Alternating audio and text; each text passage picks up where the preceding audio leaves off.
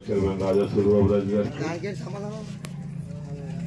అలాగే పెద్దలు గౌరవనీయులు మన శాసనసభ్యులు నిమ్మకాయల చంద్రరాజప్ప గారికి, ఈరోజు ఈ కార్యక్రమానికి మన టిడ్కో ఇల్లు పరిస్థితి ఏంటి, లబ్ధిదారులు కానీ ఇక్కడ నివాసం ఉంటున్నవారు కానీ పడేటువంటి ఇబ్బందులు ఏంటనేది తెలుసుకోవడానికి రాష్ట్ర టిడ్కో కార్పొరేషన్ చైర్మన్ అయినటువంటి వేములపాటి అజయ్ కుమార్ గారికి కూడా ధన్యవాదాలు తెలియజేసుకుంటూ, అలాగే నిమ్మకాయల రంగనాథ్ గారు కూడా వారు కూడా రావడం జరిగింది. టిడ్కో సమస్యలు ఏంటి పరిశీలించడం కోసం వారికి కూడా ధన్యవాదాలు. అలాగే పట్టణ తెలుగుదేశం పార్టీ అధ్యక్షులు రండి సత్యనారాయణ గారికి, జనసేన పార్టీ పట్టణ అధ్యక్షులు పరమరశెట్టి సత్యబాబు గారికి, అలాగే తెలుగుదేశం పార్టీ జనసేన పార్టీ కౌన్సిలర్లకి, నాయకులకు, టిడ్కో సిబ్బందికి కూడా ధన్యవాదాలు తెలియజేసుకుంటూ పాత్రికేయ మిత్రులకు కూడా ధన్యవాదాలు తెలియజేస్తా ఉన్నా. మొట్టమొదటిగా మీ అందరికీ ఒక మాట చెప్పదలుచుకున్నా. గత ప్రభుత్వానికి ఈ ప్రభుత్వానికి తేడా మీరు ఈ 6 నెలల్లోనే గుర్తించి ఉండాలి. ఇప్పటికే మీరు ఈ మా టిడ్కోలో ఇంత ఇబ్బందులు పడతా ఉన్నాం, బ్యాంకు వారు మమ్మల్ని ఇబ్బంది పెడతా ఉన్నారనేటువంటి దాని మీద రాజుగారిని కలవడం జరిగింది, మన శాసనసభ్యులు రాజప్ప గారిని కలవడం జరిగింది. జిల్లా జనసేన పార్టీ అధ్యక్షుడిగా పెద్దాపురం నియోజకవర్గ ఇన్ఛార్జిగా నన్ను కూడా కలవడం జరిగింది. మీరు కలిసినటువంటి 15 రోజుల్లోనే మన శాసనసభ్యులు నిమ్మకాయల రాజప్ప గారు ఇక్కడికి రావడం జరిగింది. అంటే కూటమి ప్రభుత్వంలో ఉన్నటువంటి నాయకులు కానీ, మన శాసనసభ్యులు రాజప్ప గారు కానీ, రాజు గారు కానీ, మేమందరూ కూడా పని కంటిన్యూగా అవుతూ ఉండదు. గ్రాంట్ రావాలి, డబ్బు రావాలి, గవర్నమెంట్ ముందు మీ సమస్యలు వినడానికి మీరు చెప్పిన వెంటనే స్పందించే నాయకులు మీకు ఉన్నారనేటువంటిది మీరు మర్చిపోకూడదని ఈ సందర్భంగా మిమ్మల్ని అందరినీ అడుగుతా ఉన్నా. అది మన గత ప్రభుత్వానికి ఈ ప్రభుత్వానికి డిఫరెన్స్. ఇక్కడ మీరందరూ కూడా పెద్ద మీటింగ్ పెట్టవచ్చు జరిగింది. ఆ రోజు రాజప్ప గారికి, రాజు గారికి, మాకు మీరు పడుతున్నటువంటి సమస్యలు, ఇబ్బందులు తెలియజేయడం జరిగింది. దాంట్లో మొట్టమొదటిగా బ్యాంకు లోన్లు ఇబ్బంది పెడతా ఉన్నారు. మనం గతంలో ఆ బ్యాంకులో ఏదైనా బంగారం కూడా కుదవ పెడితే ఈ అప్పుకి ఆ బంగారం మనం విడిపించుకోవాలంటే దానికి లింక్ చేస్తా ఉన్నారు. అలాగే మా భర్త ఏదైనా చిన్న కంపెనీలో ఉద్యోగం చేస్తా ఉంటే ఆ అకౌంట్ నెంబర్ ఉంటే వాయిదా కట్టడం కోసం ఆ జీతం కూడా కట్ చేసేస్తా ఉన్నారని ఒక్కొక్క ఇంటికి ఒక్కొక్క రకం సమస్య ఈ టిడ్కోలో ఉంది. మరీ ముఖ్యంగా మాకు దూరం వెళ్ళవలసి వస్తుంది. రేషన్ షాప్ పెట్టించుకొని ఆ రోజు రాజప్ప గారు మీరు అందరూ అడగడం జరిగింది. రాజు గారిని వెంటనే మీ యొక్క సమస్య మీద స్పందించి రేషన్ షాపు వచ్చే జనవరి నెలలోనే మీకు అందుబాటులో తేవడానికి ప్రయత్నం జరుగుతూ ఉంది. అలాగే మీకు దగ్గరలో ఒక స్కూల్ ఏర్పాటు చేయాలనేటువంటిది కూడా రిప్రజెంటేషన్ పంపించడం, స్కూల్ ఏర్పాటు కూడా చర్యలు మన టిడ్కో చైర్మన్ గారిని కూడా ఇందాక రాజు గారు కోరటం జరిగింది. మీకున్న ప్రతి సమస్య ఎవరైతే నాయకులుగా ఉన్నామో మా దృష్టిలో ఉంది. ఇది చెప్పిన రోజు అవ్వకపోవచ్చు కానీ ఖచ్చితంగా మీ ప్రతి సమస్య తీర్చడానికే ఈ కూటమి ప్రభుత్వం సిద్ధంగా ఉందని మీ అందరికీ తెలియజేస్తా ఉన్నా. ఈ సందర్భంగా మా పెద్దాపురంలో ఉన్నటువంటి అదృష్టం ఏంటంటే మీరు చెప్పినా చెప్పకపోయినా ప్రజల యొక్క సమస్య తెలుసుకుని నాయకుడు మన ఎక్స్ మున్సిపల్ చైర్మన్ రాజా సూర్యబాబురాజు గారు, వారికి తోడుగా జనసేన పార్టీ కౌన్సిలర్లు కానీ, నాయకులు కానీ, తెలుగుదేశం పార్టీ కౌన్సిలర్లు, నాయకులు, బీజేపీ శ్రేణులు వారికి ఎప్పటికప్పుడు వారి వార్డులో ఉన్నటువంటి సమస్యలను దృష్టిలో పెట్టుకుని రాజు గారికి వివరించడం, వెంటనే రాజు గారు రాజప్ప గారికి చెప్పడం, రాజప్ప గారు వెంటనే స్పందించి అది చంద్రబాబు నాయుడు గారి దగ్గర అయితే చంద్రబాబు నాయుడు గారి దగ్గరికి వెళ్ళటం, మున్సిపల్ శాఖ మంత్రులు అయితే మున్సిపల్ శాఖ మంత్రుల దగ్గరికి వెళ్ళటం, విద్యుత్ శాఖ మంత్రులు అయితే విద్యుత్ ప్రతి మంత్రిని కలవటం, మన రాష్ట్రంలోనే ఏ నియోజకవర్గం లేని విధంగా ప్రతి సమస్యని తీర్చగలిగేటటువంటి నాయకులు మన నియోజకవర్గంలో ఉన్నందుకు మనందరం ఆనందం చేయాలని ఈ సందర్భంగా తెలియజేస్తా ఉన్నాం. త్వరలోనే మీకున్న సమస్యలు పరిష్కరించడంతో పాటు ఈ రోజు ఈ టిట్కో సముదాయం ఇళ్లకి రాష్ట్రంలో ఆయన చైర్మన్ గా ఉన్నారు. మీ సమస్య ఏ విధంగా తీర్చాలి, అప్పుల సమస్య, రేషన్ సమస్య ఏ విధంగా తీర్చాలి, పిల్లల స్కూల్ సమస్య ఏ విధంగా తీర్చాలి, మంచినీటి సమస్య కానీ మీకున్న సమస్యలు అందరూ కాకుండా మీలో మొన్న ఒక్కరో ఇద్దరో చెప్తే కనుక వారు అర్థం చేసుకుని తర్వాత మాట్లాడడానికి అవకాశం ఉంటుందని వీరు మాట్లాడేటప్పుడు కానీ మీరు మాట్లాడేటప్పుడు కానీ ఎవరో మాట్లాడుకున్న సమస్య మీద మాట్లాడాలని సవినంగా మేము అందరినీ కోరుకుంటూ సెలవు తీసుకుంటా ఉన్నా.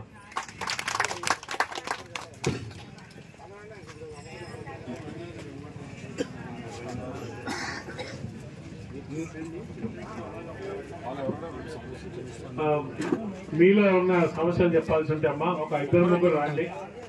ఒకరు ఎవరైనా వచ్చి చెప్తే వింటాం. తర్వాత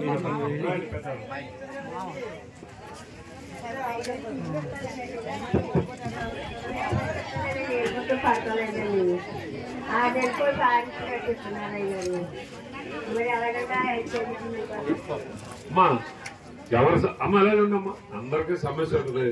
ఎవరి సమస్యలు చెప్పుకుంటే మొత్తం అందరికీ సమస్య ఉంటాయి. ఉమ్మడిగా ఈ కాలనీకి ఏ సమస్య ఉందో ఆ సమస్య చెప్పే వాళ్ళు ఒకరు రండి, అందరికీ తెలుసు రిప్రజెంటేషన్.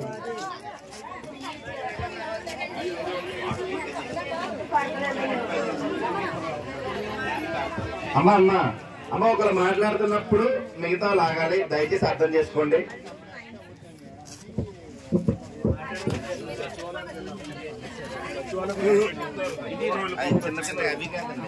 ఇలా చూడు మరి అదే మరి చాలా మంచి వీడియో చేస్తున్నారు. అమ్మా ఎవరో లేదు, ఒక నిమిషం. ఈ కాలనీకి ఏమైనా ఇబ్బందులు ఉన్నాయా, ఒకవేళ చేయవలసిన ఏదైనా ఉన్నాయా అన్నది ఎవరో మీలో ఒకరు వచ్చి చెప్తే, అంటే రేషన్ కార్డు లేదనో పెన్షన్ రావట్లేదు అన్నది కాకుండా ఈ కాలనీ పరంగా మీకు ఏం చెయ్యాలనేది ఒకసారి మీరు ఎవరన్నా వచ్చి మాట్లాడాల్సిన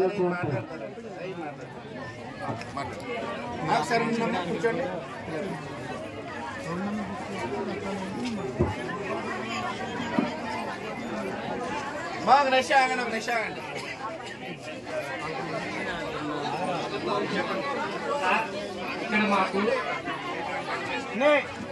ఒకసారి ఆగండి అమ్మా, ఒకసారి ఆగండి ఒకసారి ఆగండి అమ్మ, ఒకసారి ఆగండి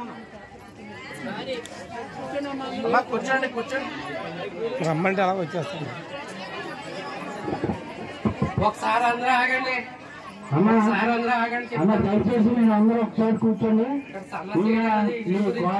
ఒక నిమిషం రేషన్ గురించి పీషన్ గురించి మీరు ఒకసారి అందరూ కూర్చొని, మీరు కూర్చోండి అమ్మ, మీరు కూర్చోండి ఒకసారి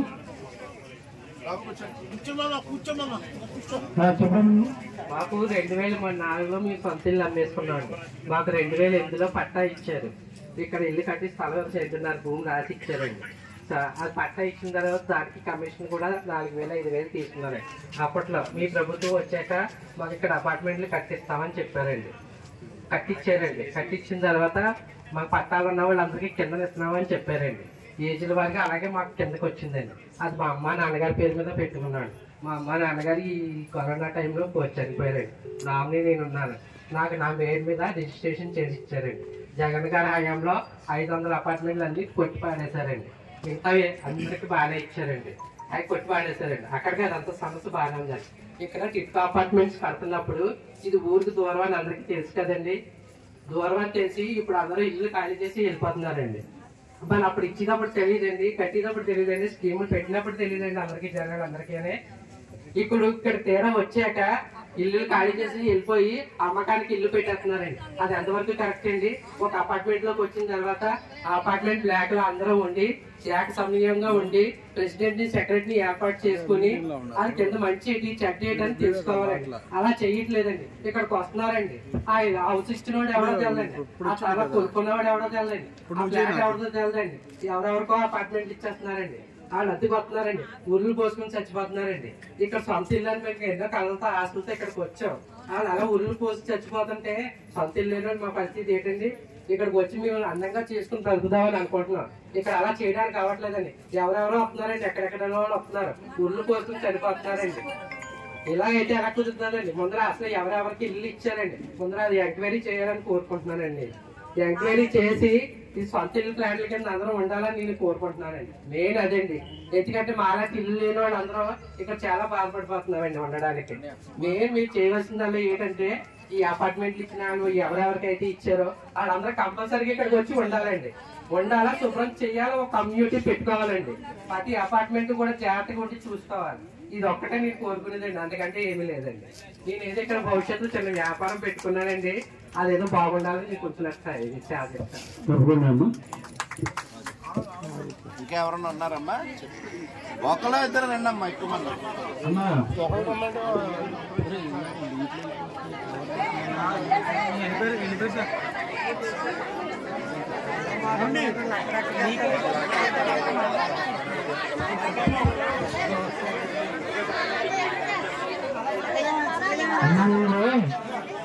కాయ ఒక నిమిషం కాదమ్మా. మీరు మన కాలనీ సమస్యల గురించి, ఉమ్మడి సమస్యల గురించి మాట్లాడాలి. అన్ని విధంగా మీకు రేషన్ కార్డులు కావాలని, లేకపోతే పెన్షన్ కావాలని ఇవన్నీ కూడా మీరు వచ్చే నెల నుంచి అవన్నీ కూడా మనకు వస్తాయి. ఆ ఇబ్బందుల్లో ఈ కాలనీలో ఏదైనా మీకు ఇబ్బందులు ఉన్నాయా? నీళ్లు కారిపోవడం కానీ, లేకపోతే రోడ్లు కానీ, పార్కులు కానీ ఏమైనా కావాలన్నది మీకు చెప్పండి.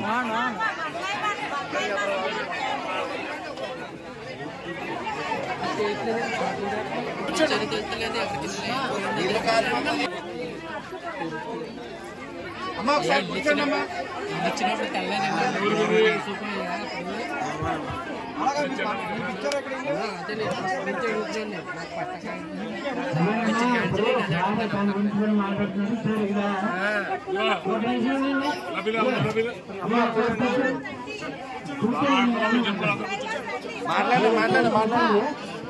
మాట్లాడతారా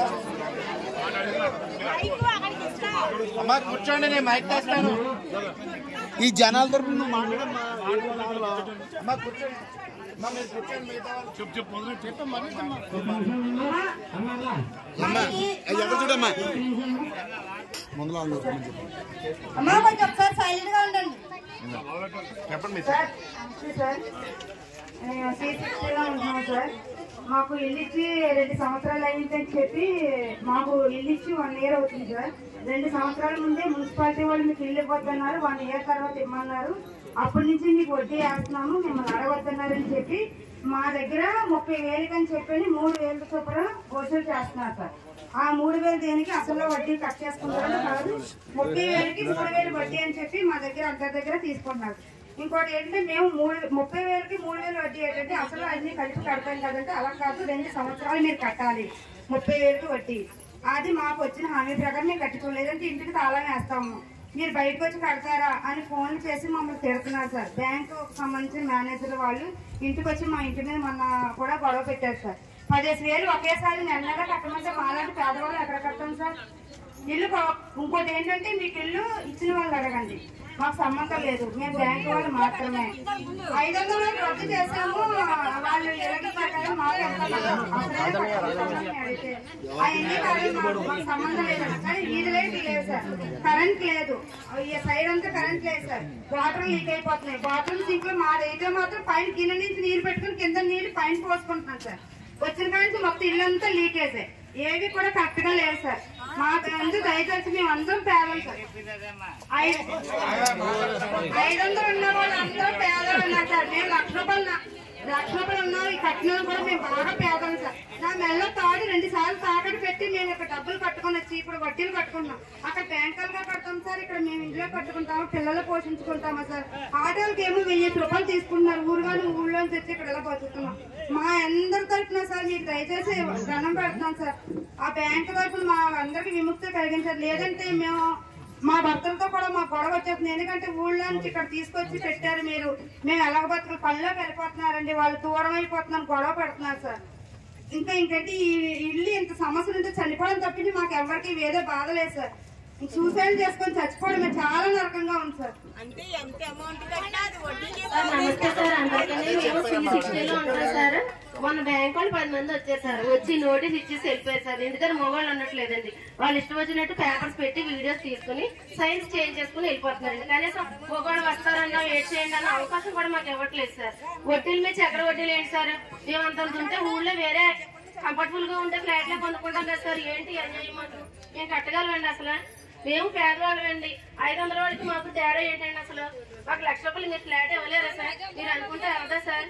మేము లేని వాళ్ళండి. ఒకసారి వచ్చి అటు చూడండి. మా ఇంట్లో మేమేం తింటున్నామో, పిల్లలతో ఎలా ఉంటున్నామో, అది ఏమో స్కూల్లో వేసుకుంటున్నామో మీకే తెలియాలి. 2 చీరలు అంటే 1,00,000 రూపాయలు కష్టపడి కట్టాం సార్. మేము కట్టాం.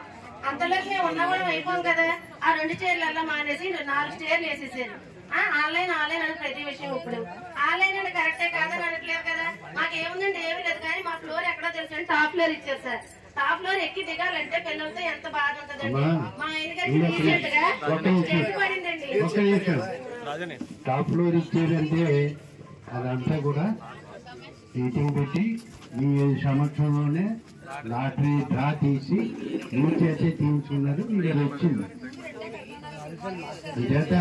ఇప్పుడు మీరు ఏదైతే ఇప్పుడు సమస్యలు చెప్పారో దాని మీద అజయ్ గారు మీ అందరితో మాట్లాడతారు. ఒకసారి దయచేసి మీరు కూర్చోండి. అదే చెప్పాను కదండి.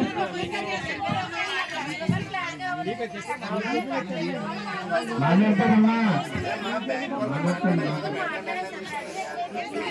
ఇప్పుడు ఒక నిమిషాలు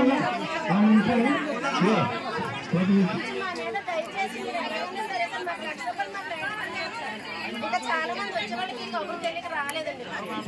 మేమే ఫోటోలో మేము అందరం